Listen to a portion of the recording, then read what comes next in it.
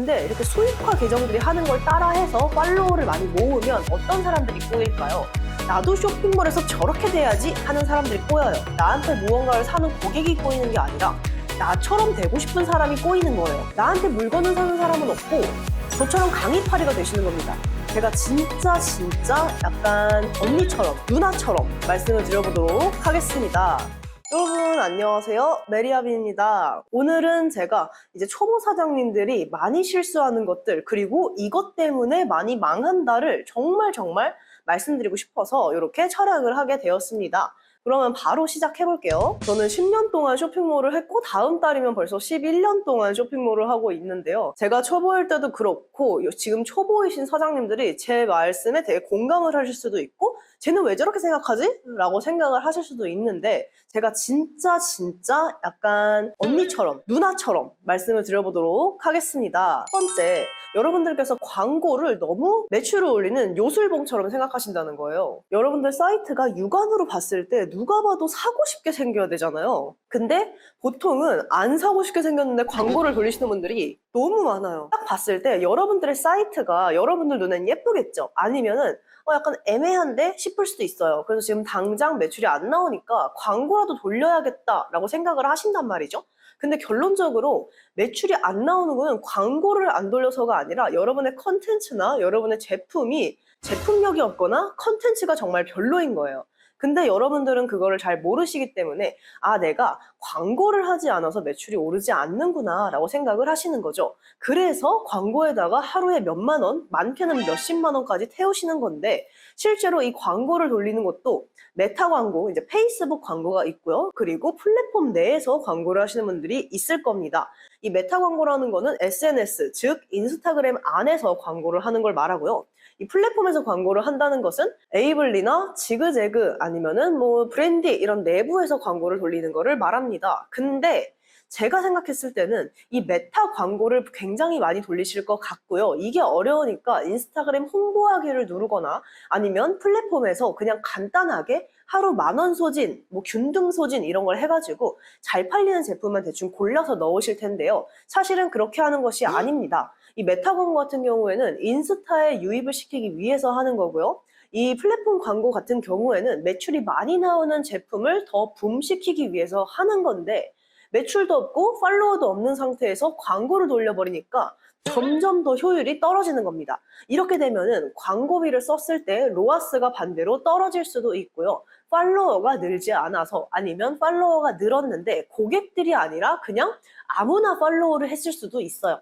우리가 예를 들어서 여성을 쇼핑몰을 하는데 나를 팔로우하고 있는 사람이 30, 40대 남성이면 안 되겠죠. 근데 내가 예쁘니까 자꾸 나를 팔로우하는 사람이 30, 40대 남성이 될 수도 있다는 얘기입니다. 그래서 여러분들께서 나의 진성 고객을 모으려면 메타 광고나 SNS 광고를 할 것이 아니라 직접 고객들과 소통을 하면서 아니면 품앗이라도 하면서 내가 먼저 고객에게 찾아가서 마케팅을 먼저 해야 돼요.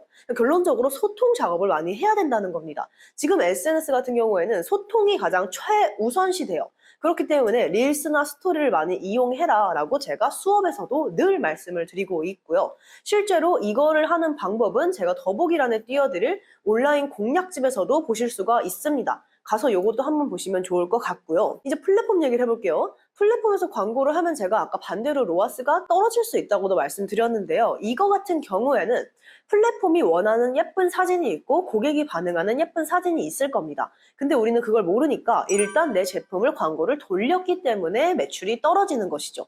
아니면 매출이 있더라도 이게 광고 때문에 오른 게 아닐 수도 있습니다.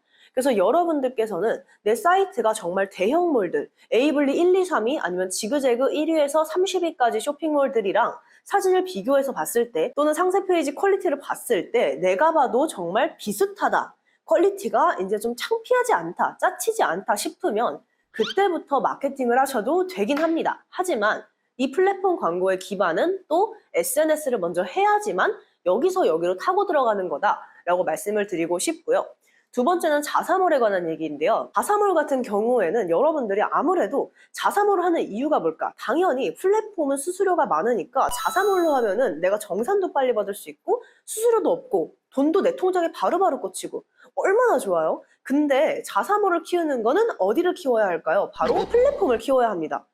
SNS를 키우는 게 아닌가요? 라고 말씀을 하실 수도 있는데요. 저는 무조건 플랫폼을 키우라고 말씀을 드리고 싶어요. 왜냐? 플랫폼에서 나한테 이미 구매를 한 사람이 만족을 했어. 근데 플랫폼에서 이제 혜택을 다 썼죠? 근데 자사몰로 들어갔을 때, 회원가입 적립금도 있고, 지그재그 쪽 가니까 쿠폰도 주고, 뭐 지그재그는 자사몰 기반이니까요. 쿠폰도 주고, 뭐 신규 회원 적립금도 있고, 뭐 배송비 쿠폰도 있고, 그리고 회원 가입을 해가지고 구매를 하면은 적립금을 많이 준다던가, 사은품을 특별한 걸 준다던가 해서 그런 식으로 고객을 끌어올 수가 있게 됩니다. 그러면 내가 플랫폼에서 구매한 고객님이 물건을 샀을 때 얼마나 정성을 들여야겠어요. 자사몰까지 끌고 들어올 수 있게끔 이 고객이 정말 미안해할 정도로 우리가 호객행위, 모객행위, 접객행위를 해야겠죠.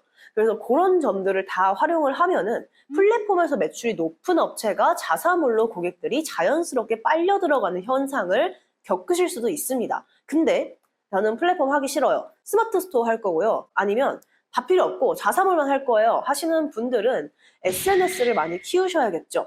인스타그램을 제가 앞서 말한 온라인 공략집을 보시거나 아니면은 직접 잘하신다면 좋겠죠. 정말 잘 만들어 놓고 팔로워들이 모두 내 피드에 방문을 해가지고 댓글도 달아주고 좋아요도 눌러주고 막 공유도 해주고 스토리 답장도 해준다면 인스타그램의 알고리즘에 의해서 점점 위로 올라오겠죠. 그러면 어떻게 되느냐? 내가 고객을 직접 찾아가지 않더라도 고객이 나를 찾아올 수 있는 지경까지 인스타그램이 잘 운영이 될 겁니다. 그렇기 때문에 인스타그램을 키워서 고객님을 자사몰로 슈루루루 연결시킬 수가 있게 되는 것이죠. 그리고 세 번째, 가장 많이 하는 실수, 제 예전 영상에서도 나와 있는데요. 1:1 오더. 절대 안 됩니다. 1:1 오더라고 상세 페이지에 절대 적으시면 안 돼요. 그거는 이쪽에 영상을 띄워드릴 테니까 요거 참고해 주시면 좋을 것 같고요. 세 번째 빠르게 넘어가고 네 번째. 내가 장사가 잘 된다고 착각하고 있기 때문입니다. 예를 들어서 여러분이 컨텐츠 하나가 잘 터졌어. 아니면 여러분이 광고를 돌렸는데 팔렸어. 근데 몇 개가 팔렸을까요? 여러분은 아무래도 쇼핑몰 오픈한 지 얼마 안 되신 분들이 보고 있다 보니까 많이 팔려봤자 하루에 2개, 3개, 10개 미만으로 팔렸을 가능성이 큽니다. 그런 경우에는 이 컨텐츠가 잘 터졌으니까 여기다 광고비를 태워가지고 얘를 더 뿜 하면은 10개, 20개, 30개, 40개 팔리겠지? 라고 생각을 하실 텐데 그것이 아니라 이 제품이 터진 이유를 찾으셔야 됩니다. 다른 데보다 저렴해서 터졌구나. 다른 데보다 예뻐서, 다른 데보다 상세 페이지가 괜찮아서 아니면 혜택이 좋아서 등등등을 찾으실 수 있을 거예요. 그거에다가 소구점을 완전히 몰아 넣어가지고 컨텐츠 자체를 그렇게 짜집기를 해서 만드셔야 이 제품이 계속 붐업을 하죠.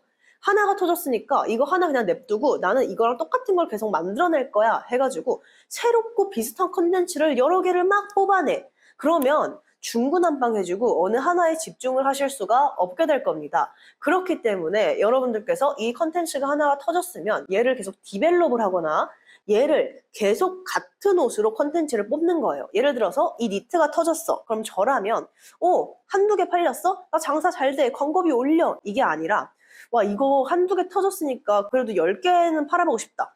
100개까지는 팔 수 있지 않을까 하는 마음에 이 니트를 왼쪽으로 내려입고 막 오른쪽으로 내려입고 여기다 리본을 달아서 입어보고 아니면 레이어드를 해보고 이게 폴로티랑도 입어보고 하면서 다양한 컨텐츠와 다양한 게시글을 올려둘 것 같습니다. 결론적으로 지금 제가 말씀드리는 것들은 뭐죠? 다 SNS 얘기에 가깝다라고 말씀을 드리고 싶고요. 지금 쇼핑몰 하시는 분들께서 SNS를 많이 안 하시거나 아니면 너무 수익화 계정처럼 여기서 수익화 계정이란 내가 20대에 포르쉐를 타게 된 방법, 내가 10대에 얼마를 벌게 된 방법, 내가 30대에 시그니엘에 들어간 방법 이런 것들 다 지루하시잖아요. 솔직히 그런 컨텐츠들, 양산형 컨텐츠들 다 지루해요. 이런 것들이 일반 소비자가 보면은 피로하기 때문에 또 시작이네. 지겨워. 강의 파리들, 무슨 파리들. 그래 너는 뭘 파나 보자. 너도 전자책 파는지 보자. 이렇게 나오잖아요. 근데 여러분들 생각을 해보세요. 저는 강의 파리, 전자책 파리, 유튜브 파리 그리고 다양한 파리 피플인데 여러분들은 강의 파리, 유튜브 파리, 전자책 파리가 아니라 옷 파리, 신발 파리, 액세서리 파리 뭐 이런 것이잖아요. 근데 이렇게 수익화 계정들이 하는 걸 따라해서 팔로워를 많이 모으면 어떤 사람들이 꼬일까요? 나도 쇼핑몰에서 저렇게 돼야지 하는 사람들이 꼬여요. 그럼 결론적으로 나한테 옷을 사는, 나한테 무언가를 사는 고객이 꼬이는 게 아니라 나처럼 되고 싶은 사람이 꼬이는 거예요. 그러면 어떻게 되느냐? 나한테 물건을 사는 사람은 없고 저처럼 강의파리가 되시는 겁니다. 이걸 원하신다면 그렇게 하셔도 되지만 어느 정도 매출이 뒷받침되어야 이렇게 강의도 팔고 본업도 열심히 하고 새로운 쪽으로도 또 발을 들여보고 하는 거겠죠. 그래서 어쨌든 이런 식으로 모든 컨텐츠들을 여러분들 옷에다가 초점을 맞춰서 해야 된다라고 말씀을 드리고 싶었고요. 이런 것들이 궁금하시다면 더보기란에 있는 온라인 공략집도 한번 봐주시고요. 지금 내용 중에서 이해가 안 가거나 궁금한 게 있으시다면 댓글 달아주시면 제가 또 빠르게 답변해드리도록 하겠습니다. 그럼 오늘 영상은 여기서 깔끔하게 마쳐보도록 하고요. 저희는 다음 영상에서 또 만나 뵙도록 할게요. 안녕!